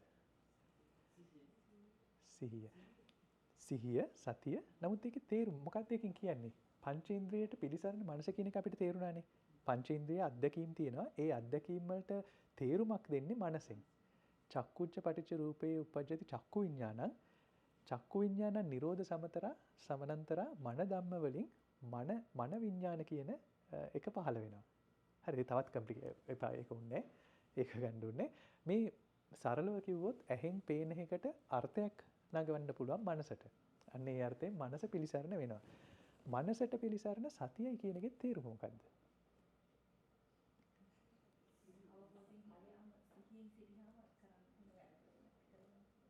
එහෙම කරන්න පුළුවන් නේ. අපි කන්ට්‍රෝල් කියන අදහසනේ. එහෙම නැත්නම් ඒජන්සි. සතියේ එහෙමත් වෙනසක් තියෙනවා. ඔව්. එහෙමත් වෙනසක් තියෙනවා. නිකන් අපි ජෙනරලි ගත්තොත් සිහිය කියන එකේ ජෙනරල් අර්ථය ගත්තොත් දැන් අපි ගමුකෝ කොටියෙක් ඉන්නවා කියලා. කොටියා කැරකි ඉන්නවා. කොටියට බඩගින්නක් එනවා. කොටියට බඩගින්න එන්නේ එයාගේ මොන හරි අම්ල ටික ශ්‍රාවය වෙනවා. මේ හෝමෝන ටික ශ්‍රාවය වෙනවා. කොටිය හාවෙක් දකිනවා. හාව මරාගෙන කනවා. එයා ඊට පස්සේ මම හිතන්නේ මම දන්නේ නැහැ එහෙම වෙනවද නැද්ද කියලා. කොටිය සතියකට විතර පස්සේ කල්පනා කරන්නේ අර හාව කෑවා. එයා මොනවා හිතුවද දන්නේ නැහැ. එහෙම හිතන්නේ නැහැ කියලා මම හිතනවා. මම දන්නේ හරියටම. ගොඩක් වෙලාවට සත්තු එයාලට තියෙන බයොලොජිකල් උවමනා තියෙනවා. ඒ බයොලොජිකල් උවමනා වලට සාපේක්ෂව මනසේ හැඟීම් පහළ වෙනවා. ආදරය, තරහා අනිත් මම හිතන්නේ කොටිය තරහෙන් මරාගෙන කනවා කියලා. කොටියට තරහක් නැහැ. කොටියට බඩගින්නාම මේ කෑම කනවා. දැන් අපි බත් කන්නේ තරහින් නෙවෙයිනේ. නේද? කොටියත් ඒ වගේ හාව දැක්කම එහෙම කනවා ඇති තරහක් නැතුව ඇති මට හිතෙන්නේ. නමුත් ඒ කොටියට පහුවෙන්දට එයා කරේ මොකද්ද කියන එක රිෆ්ලෙක්ට් කරන්න හැකියාවක් නැහැ කියලා මට හිතෙනවා. මම හරියටම දන්නේ නැහැ. හැබැයි මේ මිනිස්සුන්ට හැකියාවක් තියෙනවා. අවුරුදු 20කට කලින් මම අරයට මෙහෙම එකක් කිව්වනේ. ඒ මිනිස්සයාගේ හිත රිදුනක් දන්නේ නැහැ. කියලා ඒ ගැන හිතන්න පුළුවන් ස්වභාවයක් තියෙනවානේ. රිෆ්ලෙක්ට් කරන්න පුළුවන් ස්වභාවයක් තියෙනවා. හැබැයි මිනිහට පුළුවන් එතනිනුත් එහාට ගිහිල්ලා මොකක් හරි වචනයක් පිට වෙනකොටම කර්මයක් කරනකොටම ඒක ගැන අවබෝධ වෙන්නත් පුළුවන්. සතිමත් වෙන්නත් පුළුවන්. අන්න එතකොට ඒ අර්ථයෙන් සත්තුන්ට මනසක් තියෙනවා. හැබැයි මනස විතරයි තියෙන්නේ. නේද? පංචේන්ද්‍රිය හැමෝටම තියෙනවානේ. එයාට මනස තියෙනවා. ඒ මනසේ හැඟීම් වලින් ඔබට යන්න තේරුමක් නැහැ. හැබැයි මිනිහට පුළුවන් මේ මනසට ඔබෙන් තියෙන සතිය කියන තැනටත් යන්න. අන්න එතකොට ලාල් මහත්තයා කියපු අර ඕන එකක් වෙන්න පුළුවන්. අර සාමාන්‍ය මිනිහෙට තියෙන සතියක් වෙන්න පුළුවන්. සම්මා සතිය කියන එක වෙන්නත් පුළුවන්. හැබැයි සතියට පිළිසරණ මොකද්ද?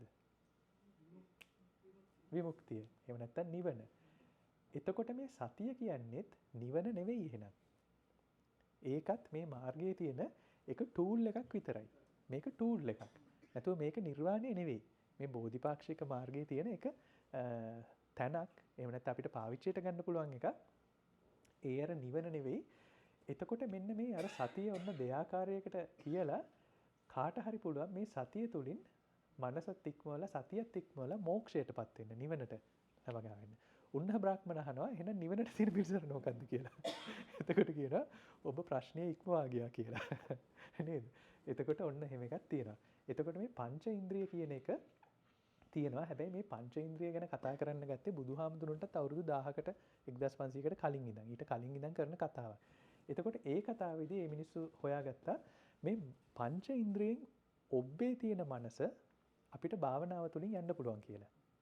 ඇත්තටම හරියට භාවනා කරන්න නම් පංච ඉන්ද්‍රියෙන් විමුක්ත වෙන්න ඕනේ. සද්ද වලින් ඒ කියන්නේ ඇස් දෙක වහගන්නේ. ඇහෙන් වහ ගන්නවා. කන නාසය දිව ශරීරය නොදැන තැනකට පත් කරගන්නවා. අන්න ඒකට තමයි මේ ප්‍රත්‍යාහාර ආහාර බ්ලොක් කරනවා. ආහාර කියන්නේ මොනවාද? ඇස කන නාසය දිව ශරීරයට වැටෙන ටික. අන්න ඒක බ්ලොක් කරගත්ත වෙලාවට තමයි ඇත්තටම මේ හැම එකක්ම කරන්නේ මේ උඩ එක කරන්නේ ඊළඟ එක කරන්න ලේසි වෙන්න. ප්‍රාණයාම ලේසි වෙන්න තමයි ආසන කරන්නේ. ඉඳගෙන ඉන්න බැරි නම් හුස්ම ගන්න එක කරන්න බෑනේ. ආනාපාන සතිය. එතකොට මේ හොඳ ලයිෆ් ස්ටයිල් එකක් හදාගන්නේ හොඳට සීලයෙන් යුක්තව හොඳට සෞඛ්‍ය සම්පන්නව හිටියොත් සෞච්ච කියන්නේ ක්ලෙන්ලිනස්. ක්ලීන්ව හිටියේ නැත්තම් මේ කසන්න ගන්නවා මේ හොරි හැදුනත් නේ. ඉතින් එහෙම හදාගන්න නැතුව ක්ලීන් වෙනවා. අන්න ඒක කරන්නේ මේකට උපකාර වෙන්න.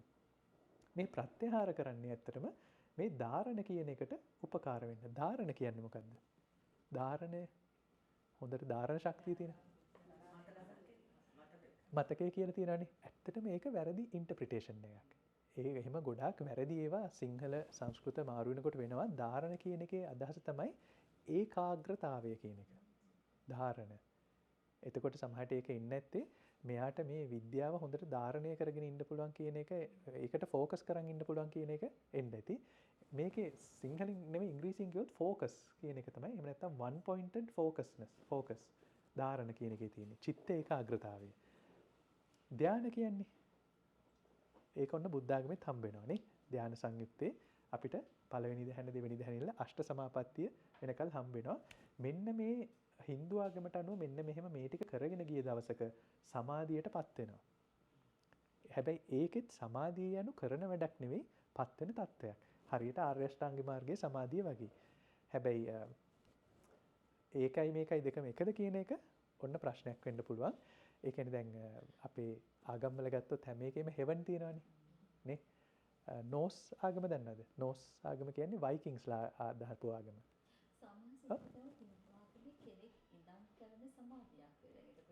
ඒක වටේ තමයි යන්නේ. ආත්මය සමාධියටපත් වෙනවා. හැබැයි ඒ ආත්මය කියන එක සමාධිය තුලදී නැති වෙලා යනවා. ආත්මය වන්නස් එකක් බවට පත් වෙනවා. එතකොට ඒ පුද්ගල ස්වරූපයෙන් ඔබට යනවා. ඒකට ප්‍රතිවිරුද්ධ අදහසක් නේද? හැබැයි මෙන්න මෙහෙම එකක් තියෙනවා. දැන් අර මෙතනට එනකල් මේ ආත්ම ස්වභාවය තිබුණට මේක ටිකක් කතාව බුද්ධ ආගමෙන් එළියට යන එකක්. නමුත් Hindu ආගමට අනුව ආත්මන් බ්‍රහ්මන් කියන එක තමයි සත්‍ය සනාතන ධර්මය. මේ ආත්මන් කියලා කියන්නේ ඔන්න දැන් කාට හරි කෙනෙක්ට හොයාගෙන යන්න පුළුවන්. Hindu ආගමට අනුව මිනිස්සුන්ට තියෙන වැරදි වැටහීම තමයි මේ කය මමයයි ගැනීම. Hindu ආගමට අනුව මේ මනස මමයයි ගැනීමත් වැරදි වැටහීමක්. මොකද මේ එක සත්වයක ඊළඟ හිතන්නකො මිනිස්සයා බීව කෙනෙක් කියලා ඉපදුනා කියලා. බීවගේ ඔළුවේ තියෙන වෙන අදහස් ටිකක්. එයාගේ ඔළුව වැඩ කරන්නේ වෙන විදිහකට. මනස මමයයි ගැනීම අවිද්‍යාවයි. කය මමයයි ගැනීම අවිද්‍යාවයි. අපි හොයාගන්න ඕනේ මෙන්න මේ ආත්මය කියන එක. ඒක තමයි Hindu ආගමට අනුව තියෙන්නේ. හැබැයි මේ ආත්මය කියන එක තමයි නිච්චතෝ සස්සතෝ දුවෝ අවිපරිණාම ධම්මෝ. වෙනස් නොවන ඇදීගෙන යන ගැඹුරේ තියෙන ආත්මය. මෙන්න මේ ආත්මයත් අන්තිමට බ්‍රහ්මයා සමග මුසු වෙනවා. බ්‍රහ්මයා කියන්නේ පුද්ගලයෙක් කියන අර්ථයෙන් නෙවෙයි. අර බටහිර තියොලොජි වල තියෙන ගෝඩ් කියන සංකල්පය නෙවෙයි. බ්‍රහ්මයා කියන්නේ යුනිවර්ස් එක, විශ්වය. විශ්වයත් එක්ක මුහු වෙනවා. ආත්මය කියන්නේ හරියට මුහුදේ රැල්ලක් නම් මුහුදට තමයි බ්‍රහ්ම කියලා කියන්නේ. සමස්තත්වයට. එතකොට මෙන්න මේ එකතු වීමට තමයි යෝගා කියලා කියන්නේ. යෝගා කියලා කියන්නේ අර එක්සර්සයිස් වලට යෝගා කියන්නේ. හරිද? යෝගේන චිත්තස්ස පදේන වාචං මලම් ශරීරස්ස චාවිද්දකේන යෝපා කරූතම් ප්‍රවරම් මුනීනම් එහෙම අදහසක් තියෙනවා නේ. ඉතින් යෝගා. එතකොට මෙන්න මේකට තව කියන වචනයක් තමයි කෛවල්‍යත්වයටපත් වීම. කේවල කියන්නේ මොකද්ද? නිවීමද? කේවල ව්‍යාපාර. පාර්ට්නර්ෂිප් වලට කියන්නේ මොකද්ද? අර ලංකාවේ තිබුණ ඉස්සර කොමර්ස් වලට කියන්නේනේ කේවල ව්‍යාපාර. වන්නස් එකටපත් වීමට තමයි සමාධිය කියලා කිව්වේ. තව කට්ටියක් කියන්න ගත්තා නෑ ඔහොම වන්නස් එකටපත් වෙන එක නෙමෙයි මෙතන වෙන්නේ. දෙකක් තියෙනවා. දෙක අද්වෛත වෙනවා. දෙකට කියන්නේ ද්වෛතය කියන එක. ද්වෛතය අද්වෛත වෙනවා. non duality. එතකොට බුදුහාමුදුරුවෝ කියනවා දෙකක් තියෙනවා. ද්වෛතාවයක් තියෙනවා. ද්වෛතාවය ශුන්‍ය වෙනවා කියලා. නේද? තව එක්කෙනෙක් කියනවා ද්වෛතාවය එකක් තියෙනවා දෙකක් ඇතක් තියෙනවා නැතක් තියෙනවා ඇත නැත දෙකමත් එකට තියෙනවා. අනේකන්ත වෙනවා කියලා. එහෙම කියන්නේ කවුද? ජෛන මහාවීර කියන ජින. ජෛන මහාවීරගේ වාදය තමයි අනේක අන්තවාදය. ඔක්කොම වෙන්න පුළුවන්. නේද? තව සමහරු කියනවා මෙහෙම මට නම් ඔය මුකුත් කියන්න බෑ කියලා. ඒ කවුද එහෙම කියන්නේ? සංජය වෙල්ලට්ටි පුත්ත. අඤ්ඤේය වාදය. තව සමහරු කියනවා මෙහෙමයි මේ හාමුදුරුවෝ එක එක ඒවා කියනවා මෙතන මේවා කියන්න ගිහිල්ලා මගේ නමත් හොඳ නැති වෙනවා. වැරදි එක කිව්වොත් මගේ මාව නෝන්ඩි වෙනවා. එහෙම කියලා ඒක නොකියන එකට තමයි අමරා වික්කේපය කියන්නේ. නේ? මේ මිනිස්සු එක එක ඒවා දැන් කියනවා හදිසිය හරි මගේ අදහසක් මම දැන් කියන්න ගිහිල්ලා අත උස්සලා වැරදි එක කිව්වොත් හාමුදුරුවෝ විහිළු කරයි මට. ඒ නිසා මම නොකියනවා. ඒකට තමයි අමරා ඒ වගේ අදහස් වල තමයි අමරා වික්කේපවාදී කියන්නේ. කොහොම නමුත් මේක මම කිව්වේ ආයි පාරක් මේක අපිට කරදරයක් කරගන්න ඕනේ. මේ වෙන ආගම්වලත් මේ සමාධිය තියෙනවා. මේ භගවත් ගීතාවෙන් මේ සමාධිය දක්වන්නේ අපිට ගස් වලට මේ පෙළ කරන්න පුළුවන්. වතුර දාන්න පුළුවන්. හැබැයි අපිට ඵලයට අයිතියක් නැහැ. ඵලය ගහට අයිති එකක්. අපිට අයිතිය තියෙන්නේ ගහට වතුර දාන්න, පෝර දාන්න, ගහ වල් පැලයට සුද්ධ කරන්න විතරයි. ඒ අදහස බුද්ධ ආගමෙත් හම්බ වෙනවා. නේද? මේ සම්මා සමාධිය යනු එහෙම කරන එකක් නෙවෙයි. අපිපත් වෙන මානසික තත්ත්වයක් කියන මානසික ස්වභාවයක් කියලා. හැබැයි මම මේ ටික ඔක්කොම දැන් මේ කියන එකේ තේරුම තමයි මේ බුද්ධ ආගම සතිය හා වීරිය වටේ ඇදිලා යන එකක්. හැබැයි මේ සතිය හා වීරිය දෙකම නිකං සතිය නෙවෙයි සම්මා සතිය, සම්‍යක් ප්‍රදාන. මේ සම්මා කියන එක ඊටාම වැදගත් එකක්. නේද? අර මේ දවස්වල හාමුදුරන්ට විහිළු කරනකොට මේ සම්මා කියලා දානවනේ හැම එකටම ඉස්සරහින්නේ. සම්මා මේ රයිඩර් කියලා එක හාමුදුරුවෝ අපාහිංසක හාමුදුරුවෝ කෙනෙක්. ඔය මේ තිස්ස මහාරාමේ පැත්තේ මේ හාමුදුරුවෝ බයිසිකල් වල යනවා මේ ත්‍රිවිල් වල යනවා. මොකද දුරයිනේ ගොඩක්. මම දැක්ක හාමුදුරුවෝ සම්මා රයිඩර් කියලා කියනවා. බයිසිකල් යනවා කියලා. නමුත් ඒක ඇත්තට මේ කිව්වට කමක් නැහැ. මොකද සම්මා කියන එක බුද්ධ ආගමේ එච්චරට වැදගත් වචනයක්. ඒ කියන්නේ බෞද්ධ ප්‍රතිපදාව තුළ මේ සම්මා කියන එක තේරුම් ගන්න මේ දිට්ඨිය මූලික වෙනවා. සම්මා දිට්ඨිය. සම්මා සතිය. ඒක වටේ තමයි මේ ඔක්කොම ටික තියෙන්නේ. එතකොට එහෙනම් අපිට දැන් මේ ඔක්කොම කතා කරලා ඉවර කරන්න බෑ. නමුත් අපිට මේකෙන් යම් කිසි අදහසක් ගන්න තියෙනවා නම් මේ වචන ටික ඔක්කොම අමතක කරන්න. මම කියන්නේ මේ කෙටිම ක්‍රමය අර මොනවාද අර ටියුෂන් මාස්ටර්ස්ලා ඉන්නේ මේ A level pass වෙන්න කෙටිම ක්‍රමය කියන්නේ. ඒ වගේ අපිට ફોකස් කරන්න පුළුවන් නම් මොකද්ද සම්මා සතිය සම්මා වීරිය කියන දෙක හොයාගන්න. හැබැයි ඒක කරන්න යනකොට සම්මා දිට්ඨිය අපිට අමතක කරන්න බෑ. මෙන්න මේ අදහස් තුන වටේ අපේ ගවේෂණය නැත්තම් පර්යේෂණය කරන්න පුළුවන් නම් මං හිතන්නේ අපිට මේ වගේ ගොඩක් ඒවා ස්කිප් කරන්න පුළුවන්. ඒ නිසා අපි මේ ටික දැන් මකලා දාමු. හරිද? එතකොට ටිකක් නිදහස් වෙනනේ ඔළුව එතකොට.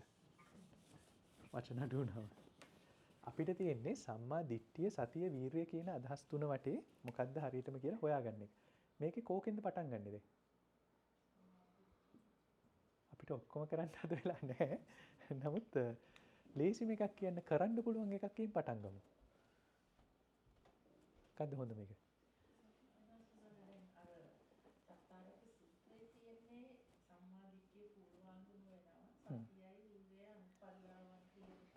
වෙනවා කියන එක තමයි තියෙන්නේ. අපිට ඇත්තටම හැමතැනම තියෙන්නේ සම්මා දිට්ඨිය පොහොනේ වෙයි, පූර්වාංගම වෙයි. ඒක මූලික වෙනවා. ඒ කියන්නේ මේක අපිට ස්කිප් කරන්න ටිකක් අමාරු එකක්. සම්මා දිට්ඨිය යන කුමක්ද කියන එක තෝරගන්නම වෙනවා. හැබැයි මම ටිකක් ඊට වඩා ලේසි එකක් කියන්නම්. අපි වීරිය ගැන බැලුවොත් මොකද? වීරිය කියන වචනය. මේ වීරිය කියන වචනය අපිට අයිපාරක් දෙආකාරයකින් කතා කරන්න පුළුවන්. අපි ගමුකෝ ලෞකික ජීවිතය සහ ලෝකෝත්තර ජීවිතය කියන දෙකටම මෙන්න මේක වැදගත් අදහසක්. මේ බුද්ධ ආගමේ තියෙන විශේෂත්වය මේ සත්‍තිස් බෝධිපාක්ෂික ධර්ම වලින් මම හිතන්නේ පද 11ක් හරි 9ක් හරිම වීරිය ගැන කතා කරන්නේ. ඇයි අපි අන්‍ය ආගමක ඉපදුනා නම් අපි දේවවාදී ආගමක ඉපදුනා නෙවෙයි. ඒ ආගම ප්‍රැක්ටිස් කරනවා නම් අපිට මේ මට මතක් වෙන්නේ පොඩි කාලේ දැන් මේ අපේ ලොකු අම්මා වැඩ ඇරලා එනකොට මොන හරි අරන් එනවා ඔක්කොම මේ ළමයි ගොඩක් හිටියා නිවාඩු කාලෙට. හැබැයි අපි හොඳට ඉන්න ඕනේ. හොඳට ඉන්නකොට තමයි මේ වැඩ ඉවරලා එනකොට මොන හරි අරන් එන්නේ. හැබැයි සමහර ලාට එයා බිසී වෙලා එයාට අමතක වෙනවා. අපි කොච්චර හොඳට හිටියත් එදාට වැඩක් නැහැ. මට පස්සේ තේරුණා ඒකත් මේ වෙන ආගමක හිටියනම් අපි කොච්චර හොඳට මේ දසපනතට අනුකූලව කොච්චර හොඳ ජීවිතයක් ගත කරත් කොච්චර ධානය මේ දානය එහෙම කරගෙන හිටියත් දෙවියන් වහන්සේට තියෙනවා නිෂේධ බලයක්. ප්‍රෙසිඩෙන්ෂල් පාඩන් වගේ දෙන්නත් පුළුවන් සමහරට නොදෙන්නත් පුළුවන්. ඒක මගේ යතේ සම්පූර්ණයෙන්ම නැහැ. නේද? ඒක ටිකක් ඩේන්ජරස් එතකොට. මේක ඒක මට කියන්න බෑ හරියට මෙහෙම වෙන්නත් පුළුවන් නොවෙන්නත් පුළුවන්. එතකොට මට ඇත්තටම මේ වගේ වෙලාවට මට දෙවියන්ගෙන් පොඩ්ඩක් ඉල්ලන්න වෙනවා. අනේ මා ගැන කරුණාවෙන් පොඩ්ඩක් මට මෝක්ෂය ලබා දෙනු මැනවි කියන එක මට කියන්න වෙනවා. නේ? ඒක විශේෂ ලක්ෂණයක්. මම මේ කියන්නේ මේ ලක්ෂණය. නැතු ආගම් උඩපල්ලේ හදාන්න නෙවෙයි. ඒ ආගමික ලක්ෂණය. අපි ගත්තොත් Hindu ආගමට අනුව ගොඩක් බෞද්ධයොත් ඒක තමයි විශ්වාස කරන්නේ. අපේ කර්මය හරියට සෙට් උනේ නැත්තම් නේ කර්මය ගන්නට තිබුණ නැත්තම් ඒ කියන්නේ අපේ මොකක්ද කියන්නේ වර්ණ ගන්ධ රූප බල ඒ වගේ දේවල් හරියේ නැත්තම් අපිට නිවන් දකින්න බෑ.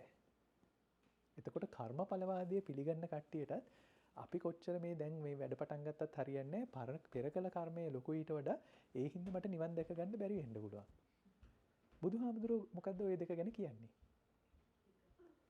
බුදුහාමුදුරුවෝ කියන්නේ ඔය ඔක්කොම කර ඉඳියොත් කොහොමත් ඔයාට කරන්න බෑ. ඔයා ওই දෙක පැත්තකින් තියන්න. මොකද මේ ප්‍රශ්නේ අරන් ගොඩක් කට්ටිය එනවා බුදුහාමුදුරුවන්ගාට. මේ ඊශ්වරයාගේ කැමැත්ත මට ලැබෙන්න ඕනේ නේද මේ නිවන් දකින්න. බුදුහාමුදුරුවෝ කියනවා ඊශ්වරයාත් කැමැත්ත දෙනවා නම් දීපු දෙන්න නැත්තම් නිකන් හිටපු දෙන්න ඔයාට මේ වෙලාවේ කරන්න පුළුවන් වීරිය වඩන එක පමණයි.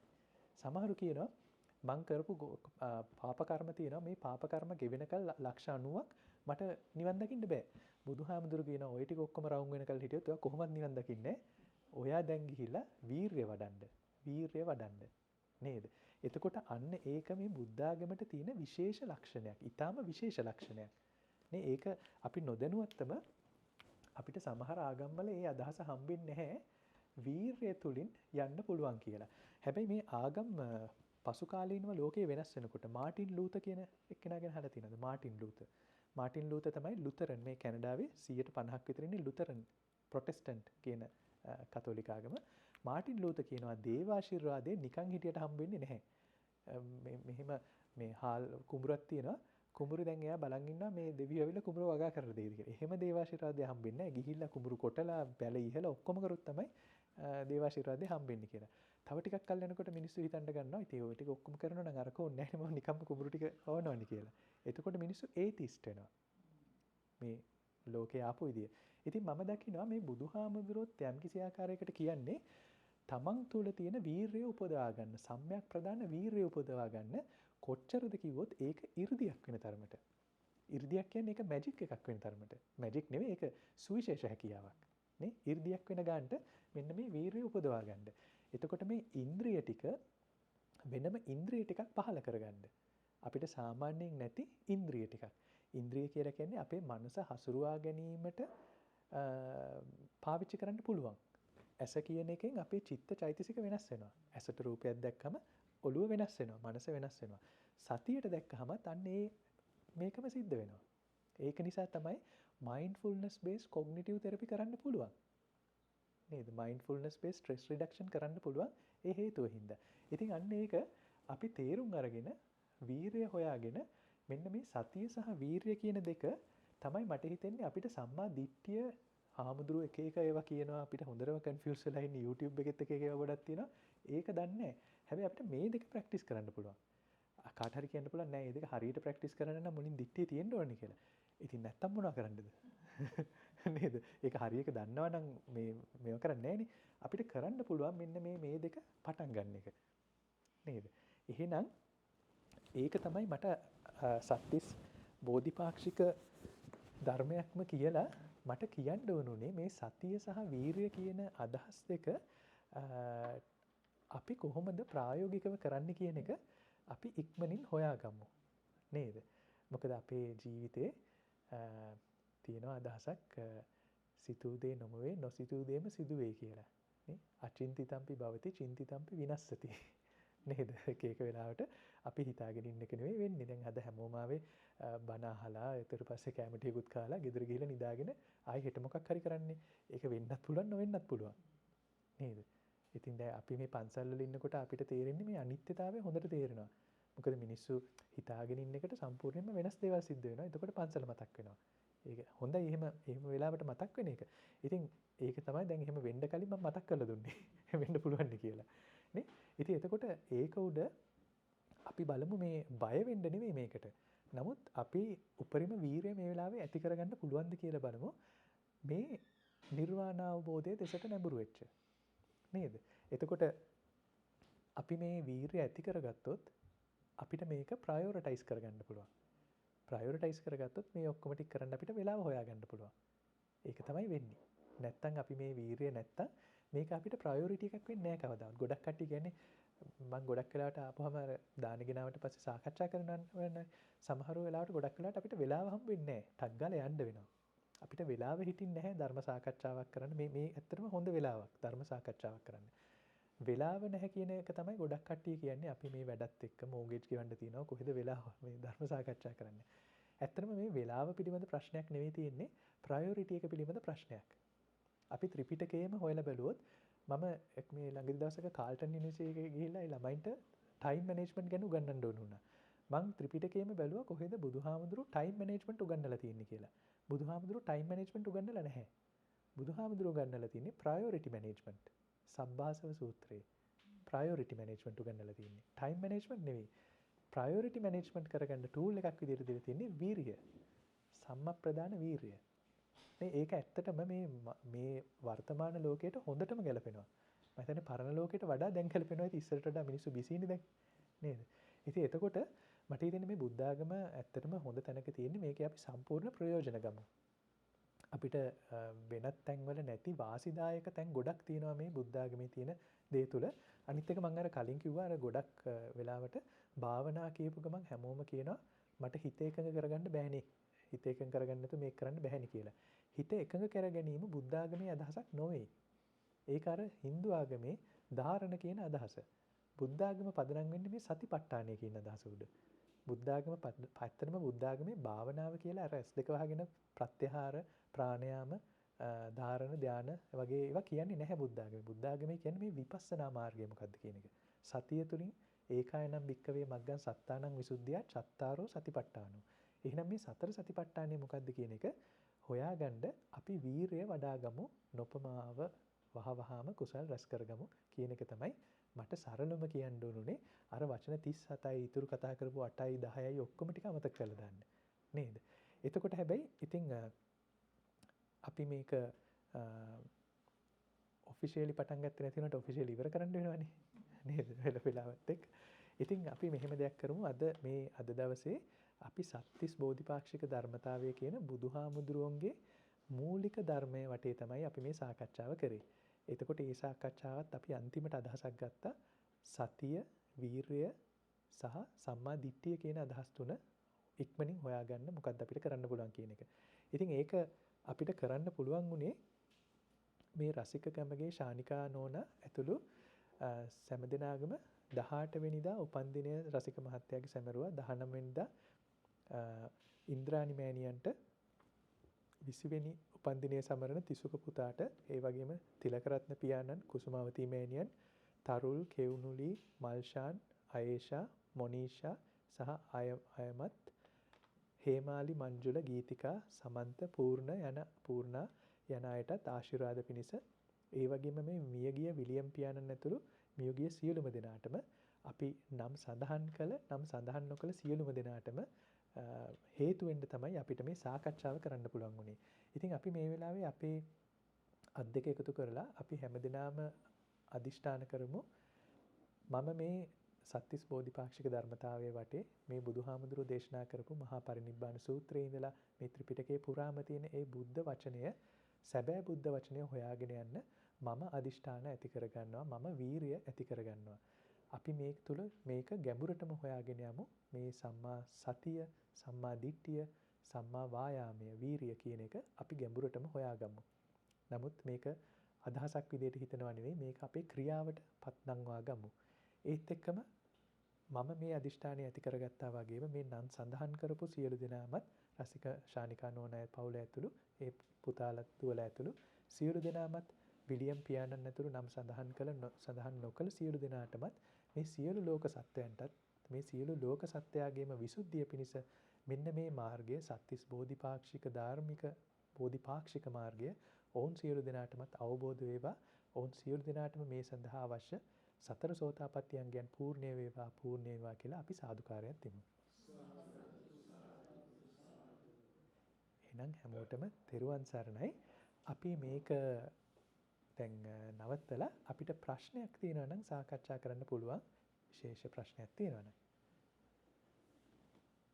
එහෙම හරි තියෙනවද? වැඩේ අවුලුන්නේ නැහැ නේද? ගොඩක් කියලා අවුලුන්නේ. ඒක මම ඉදිරිපත් කරේ ඇත්තටම ගොඩක් වචන දාලා මේක අවුල් කරන්න නෙවෙයි. මේ වචන 3ක් විතරක් හොයාගත්තොත් ඇති කියලා කරන්නේ. මේ අනිත් එක ගොඩක් වෙලාවට තියෙන්නේ එකක් හොයාගත්තොත් ඊළඟ එක අනුපිළිවෙල වැඩෙනවා. අර හින්දු මාර්ගය වගේ අනුපිළිවෙලට වැඩිවීමක් නෙවෙයි තියෙන්නේ. එකට වැඩිවීමක්. සප්ත බොජ්ජංගය ගත්තත් මේක පූර්ණ වෙලා මේක වැඩෙනවා කියලා එකක් නැහැ. ධම්ම විචය කරන අතරේ ප්‍රීති පස්සද්ධිත් කරන්න ඕනේ. ඒ අතරතුර සතිය පෙරමුඛ සතිය මූලිකව තබා ගන්න ඕනේ. ඔන්න එතකොට උපේක්ඛා සමාධිය නැගෙනවා කියන එක තමයි මේකේ තියෙන්නේ. ඉතින් හැමෝටම ආරාධනා කරනවා එහෙනම් මේ වස් කාලයේ පමණක් නෙවෙයි ඊතුරු හැම කාලෙම මේ පන්සල පාවිච්චි කරන්න කියලා නේද? පන්සල කියන්නේ රිසෝස් සෙන්ටර් එකක් වගේනේ. ඉතින් මේ ලස්සන පරිසරයකුත් තියෙනවා. සම්මා සතිය වඩන්න මුකුත් කරන්න ඕනේ නැහැ. ඇවිල්ලා දවසක් මේ ඉඳගෙන හිටියත් සම්මා සතිය වඩා ගන්න පුළුවන් නේද? ඉතින් ඒක කරන්න මේ පන්සල පාවිච්චි කරන්න.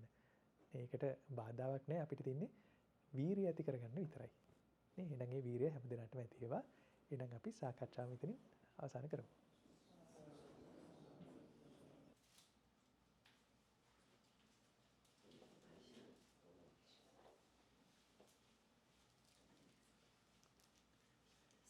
හැම දිනකටම ධර්ම මාර්ගයේ පූර්ණේ වේවා.